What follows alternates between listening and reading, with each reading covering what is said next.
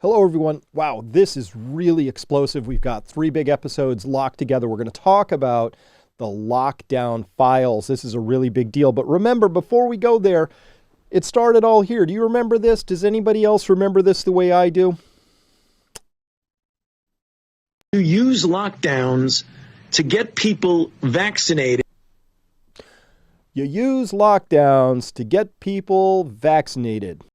You use lockdowns to get people vaccinated. You don't use compelling data or arguments. You have to scare people, or in this case, jail them, deprive them of their freedom, and tell them that the way out of their little locked box is if you do what we want you to do. That is a form of coercion, and of course, that was Fauci explaining that. And as it comes to light that Fauci, of course, was hiding gain-of-function research and doing other nefarious things, wow, this is a really bad look, and I'm glad we all have it on tape. But in the UK, we just got treated to this, the Telegraph, coming down with something called the lockdown files. Matt Hancock, I'll introduce you to him in just a second, rejected expert advice on care home, nursing home testing. WhatsApp messages reveal, so they got 100,000 texts. Now, I have to be cautious here because I believe the texts are real, but I'm wondering if they aren't meant to deflect or otherwise take us away from another part of the story, which is what's coming up in part 3 of this particular episode series. So what happened here? So 100,000 texts given to some journalist. She pours through them, starts writing this stuff. Some explosive things are in there. And for example, in August of 2020, so remember, COVID's raging, right? We're all in lockdown. Hey, let me get my draw tool out here because you know I like that. So Matt Hancock, the health secretary, saying, hey, we have a new tool that Jenny Harries has been developing to define your risk should you be exposed to COVID. Age is the biggest determinant, then sex, followed by other conditions, including obesity. So actually, I really doubt that sex was more important than obesity. So he had that wrong, but you could see we already had, that something that I was reporting on early on in 2020 was that, well, there was an age stratification. There was a risk stratification. It wasn't a one-size-fits-all. We have to lock everybody down. We need to give these vaccinations to everybody, right? That didn't make sense. And they knew that. They already knew age was the biggest determinant. Of course, how could you miss that, right? Carrying on, he wrote here in his WhatsApp message to a Boris Johnson, who was then Prime Minister of the UK, said, what this means is that the overall mortality is pretty meaningless because the mortality of high-risk groups is still very high, but low-risk groups is very low. There's the sort of nuance you would expect, but they were only sharing this sort of nuance privately amongst in between themselves as they were going out in public doing the big scare for everybody's benefit, shall we say. Boris Johnson writing back, very importantly, Matt, as I read this chart, an 80-year-old COVID patient has a 6% chance of dying. And if you're under 35, your chances are negligible. If I were an 80-year-old and I was told that the choice was between destroying the economy and taking and risking my exposure to a disease that had a 94% chance of surviving, I know what I would prefer. Matt Hancock, defending the beast here, says chances of dying as under 35 is negligible, but you still transmit.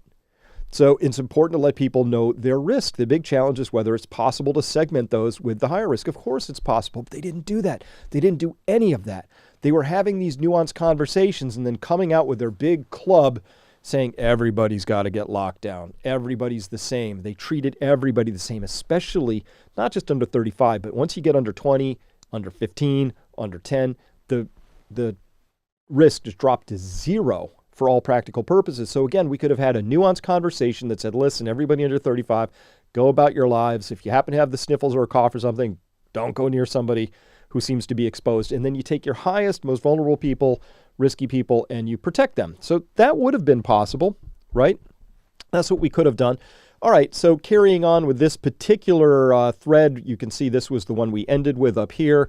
Patrick Valence, who we outlined as somebody who was there at the early Fauci meetings to figure out how to hide the lab leak thing, is in here weighing in, talking about, well, yeah, it's 4% is the case fatality rate, not the infection fatality rate, which would be vastly lower down here somewhere. So again, we knew about, and they knew like back in 2020, before we forgot, that a case is different from an infection. A case fatality rate, a CFR, is different from an infection fatality rate, which is an IFR. Somehow that all got lost, and a case became an infection, became a whatever, as we went through the testing nightmare. Remember, this is back when we were still doing, and that for a whole other year still, they were using these PCR tests not fit for purpose. They gave us terrible results, lots and lots of false positives. They were running the cycle thresholds at 40, if you remember all that terminology from back then, meaning that these things were just bogus. And they knew that, but they knew that the infection fatality rate was going to be tenfold less than the case fatality rate or more, right? Yep. So at any rate, we got all these other people in here weighing in about this whole thing. And, they had a proper note explaining it all later. So that's what they had. Now, remember, Matt Hancock, he's the Home Health Secretary at this point in time. He has a very important job, which is not bollocksing this whole thing up, which he did. He just totally bollocks the whole thing up. So Matt Hancock, that's a familiar name. What else is he famous for? Oh yeah, this is that man Hancock. Somebody forgot to tell, his big complaint about this picture is, why didn't they tell me they installed cameras in my office? So at any rate, Matt Hancock, of course, caught in a picture kissing a married woman. And of course, Matt Hancock's wife found out in this awkward way, along with everybody else, that Matt Hancock was doing this, right? At the same time that he's telling everybody you have to distance, old people have to die apart from their loved ones because we can't risk having people come into the hospitals or the care homes where they're dying, that people couldn't have weddings, that they couldn't attend things, and everybody had to be masked up. Fear, fear, fear. And I don't see a lot of fear here on this guy, and just some inappropriate hand placement there. So, hey there, just taking a little break from the action. As you watch episodes like this, do you feel crazy? You feel maybe isolated, alone? If that's your problem, have we got a relief package for you? It's called Membership at Peak Prosperity. What do we do? Well, we have the #1 online resilience community, but most importantly, we have that community. These are people who can add 1 + 1, get to 2 every single time. We are logical, we're consistent, and we're very welcoming. So if you ever thought maybe, hey, I want to find my tribe, let me tell you, now's the time. Believe me, now's the time. So we're having a special offer here for the first 25 people who see this and sign up. Use this code, you'll get 20% off. And I got to let you get back to the episode now, and I got to get back to, boiling all this maple syrup right here, because that's the time of the year it is. Carrying on, Matt Hancock here writing in this string again saying, hey, why don't we frighten the pants off everyone with the new strain? Hey, I got an idea. Here he is talking to the Damian Poole, who is at this time head of sort of communications for this whole thing. So Matt's got a bright idea because he's a bright guy. Didn't know there were cameras in his office, but otherwise a bright guy. Said, hey, let's frighten the pants off everyone with the new strain. Right? Dominic Poole's like, that's what will get proper behavior change. That's it. We'll scare people with these new strains. Yeah, Matt Hancock says, when do we deploy the new variant? You could read that a couple of ways. I'll be generous and assume what he meant was, when do we deploy our messaging around the new variant so they know about the new variant, but they're not telling anybody because they're waiting for the right time because they want maximum impact. This is about achieving compliance, your compliance in the UK. They wanted you to go along with everything the government was saying, no questions asked. Didn't matter if it was nonsense, didn't matter if it wasn't supported by the data. You were expected to go along with this in the UK because they said so. And particularly Matt Hancock, who is obviously not the brightest bulb in the drawer. So at any rate, that's what they were saying here. Been thinking more about this, Damon Poole says here, and I think we need to be more cautious, the strain, that is. I think you made a point earlier, but we need to keep schools off paperwork / agenda. Oh yes, let's keep the schools off of this thing. Worth doing a bit about no leaking at the top, I think. Big risk with the variant. Right-wing papers go for a renewed push to let the infection rip on the basis the vaccine strategy is undermined. Yeah, that's why we reassure on the vaccine. So they already knew the vaccines weren't working against these other variants. This is This is early in the whole cycle of going through the vaccine thing. So here they are just saying, yeah, when do we break out this new scariant, right? Well, this is really bad because as the newspaper over there is reporting it right now, they're showing his tweet there of when do we deploy the new variant against. This was the programming coming out of the nudge units. That's what another episode in this series is going to be about, exactly how they ran these PSYOP campaigns. I mean, look at this. You've got your caution tape here, which is stay home, protect the NHS, save lives, look them in the eyes, and tell them the risk isn't real. And, of course, the eyes of people who look like they're dying with their oxygen masks on there. So that's what he was saying. At the same time, obviously, I hope he looked her in the eyes and told her the risk that she was up against in this whole thing. So, really great collection of putting this all together here from Coronavirus Plushie. That's at @C_Plushie here on Twitter. Let's just listen in, because a great job lining up the tweets against what was happening out there in the real world at the time. Over the last few days, thanks to our world-class genomic capability in the UK, and I'm also the proud shareholder of Genomics England, we have identified a new variant of coronavirus which may be associated with the fastest spread in the southeast of England. I need to tell the House that over the last week we've seen very sharp exponential rises in the virus across London, Kent, parts of Essex and Hertfordshire. The Health Secretary has told MPs that London and parts of Essex and Hertfordshire will move into England's highest tier of COVID restrictions on Wednesday. We have to take swift and decisive action, which unfortunately is absolutely essential to control this deadly disease while the vaccine is rolled out. We must do what it takes to protect our loved ones and our NHS now. I know these steps are hard, but we must not waver as we enter the final stretch, so that when we look back on this time of crisis, we can all say that we played our part. This news about the new variant has been an incredibly difficult end to, frankly, an awful year. What I'd say to every single person is that if you act like you have the virus, then that will stop the virus from spreading to others. When we put in place restrictions like this, we know the huge impact that has on people's lives. And you know, I had to call my mum last night and say, I'm really sorry, but we're not going to see you at Christmas. Obviously, the good, hopeful news is that the vaccine is on its way, but we've got to stick together now, and we've got to all play our part in getting this back under control. The plea that I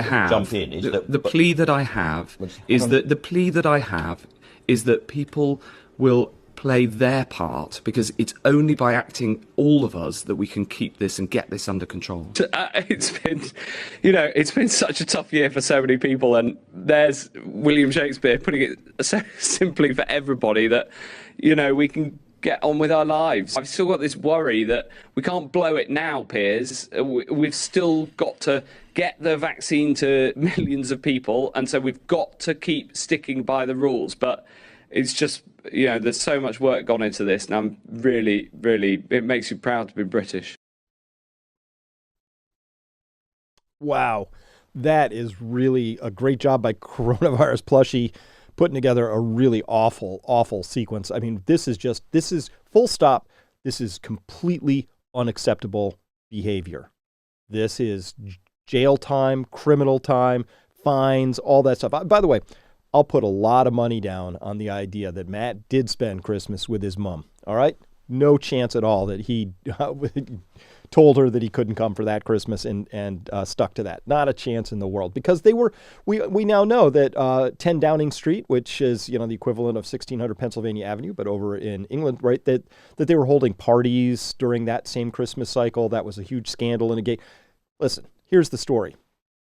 Team Elite, your rulers, your leaders, were busy telling you A, while they were themselves doing B. They told you couldn't go to gatherings, and they held gatherings. They were saying you had to wear a mask for everybody's benefit, while they didn't wear masks at all.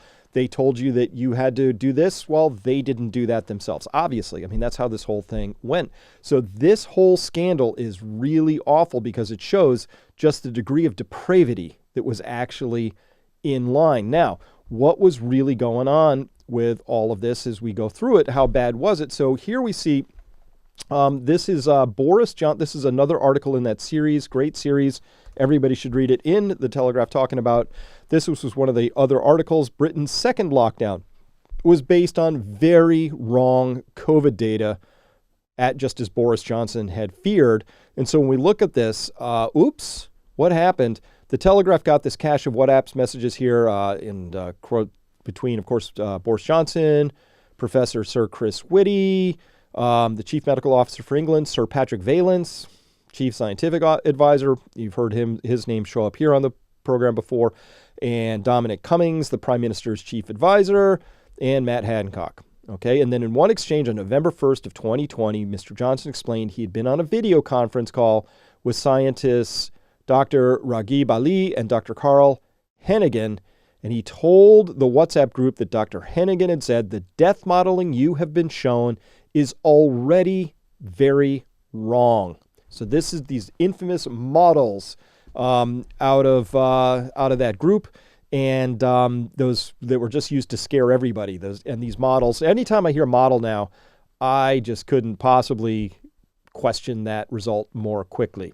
The previous day, Mr. Johnson had announced an impending national lockdown and partly justified his decision by showing the public modeling predicting that 4,000 people a day could die if no action was taken, right? Mr. Johnson shared a link with the group that suggests the modeling, which had been drawn up 3 weeks prior to the press conference, was out by a factor of 4. So what did they have? Well, they had this. This was the chart that he showed everybody. Oh my gosh, look at this huge giant wave. But this was the actual data that was tracking in underneath that. And so they already had this data in hand, which was already off by a factor of 4 at this moment here. And of course, it was off by a factor of 5 or more by the time it actually peaked out here. So what do? You have this. You could either do the right thing or you could scare people more and lock them down for the next holiday season. What do? Well, of course, you lock them all down. And then privately, you complain by WhatsApp with your other people like, is this the right thing? Should we be doing this? Should we not be doing this? Right? But of course, every single time, remember, once is an accident, twice is coincidence, 3 times is enemy action. When they do it 10 times in a row, and always ends up with the same result, which was we're going to lie about the data, we're going to overstate the risk, we're going to try and scare everybody so that we can do more lockdowns and convince more people that everybody has to be vaccinated. You do that to save mom, grandma, for the community. You do it because you're a good citizen. You do it because it stops the spread. Doesn't stop the spread? Well, then it stops you from getting sick. Doesn't stop you from getting sick? Well, then on and on and on. They just changed effortlessly. Here's the thing. I expect politicians to be scalawags and scoundrels. But the press, they're not supposed to just be quietly lapdogging that along and doing anything other except for their job, which is to question things and put things in context. So the press gets an F, just an F- in this whole process. It was awful, really poorly done. How poorly done? Well, the prostitutes, as I'm going to call them here, are there. So here in April of 2020, Matt Hancock says, hey, I need to call in a favor now. He's talking to George Osborne, the editor of the Evening Standard. And he says, hey, I currently have 22,000 spare slots tomorrow at my drive-thrus. Oh, and did I mention I own stock in the company that does those things? Because we saw that in that earlier clip. I got 22 spare slots at my drive-thrus for testing. Hence, I've extended eligibility today. Demand just isn't there. People aren't buying my product. Can you help? This is obviously good news about spread of virus, but hard for my target and my wallet. So I could really do with a testing splash. Hey, can you make this happen? And George Osborne, prostitute lapdog that he is, says, yes, of course. All you need to do tomorrow is give some exclusive words to the Standard. I'll be sure to tell the team to splash it. Right? You're almost there.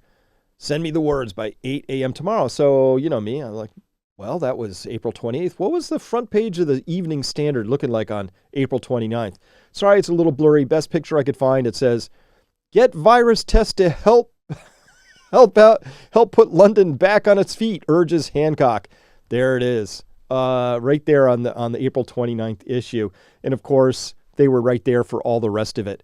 Yeah, the Evening Standard was busy. Killer virus now spreading fast. Free fall. Virus deals record battering onto the economy. So they were there to help just make this whole thing absolutely as bad as possible, scare people, use the scariants, try and drive people towards testing and vaccinations, the whole 9 yards. And of course, now we knew at the time it was all complete crap. And now in retrospect, we know it was even worse than that. They knew, and they decided anyway to carry on with harming and abusing their own citizens. And this is the UK that we're talking about, but honestly, same program was run in Canada, of course, and New Zealand, and Australia, and the United States. Not so much in other places, but to varying degrees across the Western world. So let's, what is my summary here about the lockdown files? Well, we know this. We know they lied to us about the COVID case versus infection data, making it seem worse than it was. We know that they deployed the media to run nudge unit messaging. That's going to be another episode in this series here. With the aim of scaring people, they lied to create more alarm and economic harms. They did that on purpose as a means of driving people to get vaccinated and for any other reasons they might have had related to power, greed, avarice, you name it. That's what they were doing. And they used scariants here to create more panic and fear. And they did that. And of course, we know that they blocked effective early treatments. I covered that. Remember the so-called recovery trial? I'll tell you more about that one again. I have to drag that one back up because it was really awful. And they promoted quite harmful. And this is one of the episodes in this series is about how harmful the hospital treatments were. And of course, the very, very vague at-home treatments, which were go home, and if your lips turn blue, come back, and then we'll do these other awful things to you over here. And of course, they also hid the vaccination harms over time, and they overplayed the effectiveness of the vaccines. Remember, 3 times as enemy action, we have 100 cases where everything they did was in service of power, control, greed, but not public health, not your health, not grandma's health, not grandpa's health. None of that was part of it.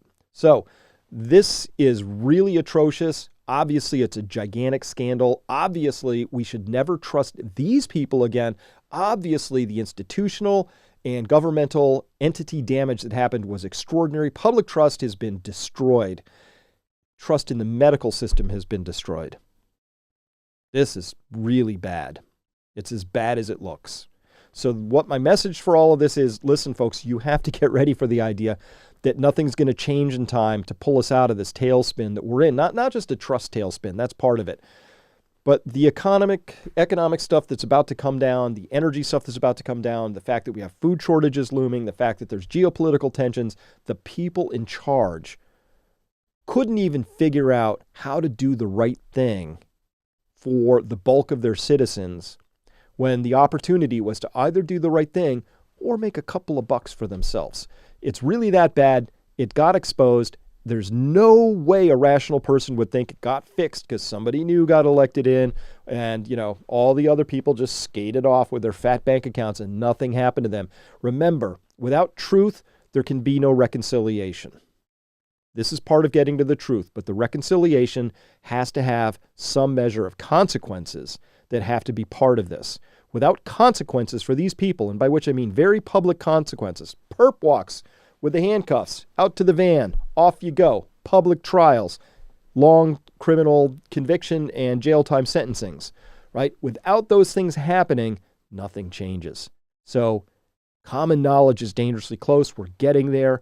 But IX, as bad as these lockdown files are, I actually think they're covering up for something that's even darker and worse, and we're going to get to that in one of the next episodes. All right, thanks for listening, everybody. We will see you next time. The beauty of saying it's an emergency is very difficult to challenge any of this stuff. Our wealth is being stolen via our money. I would have never come here if I thought it was lost. I know we can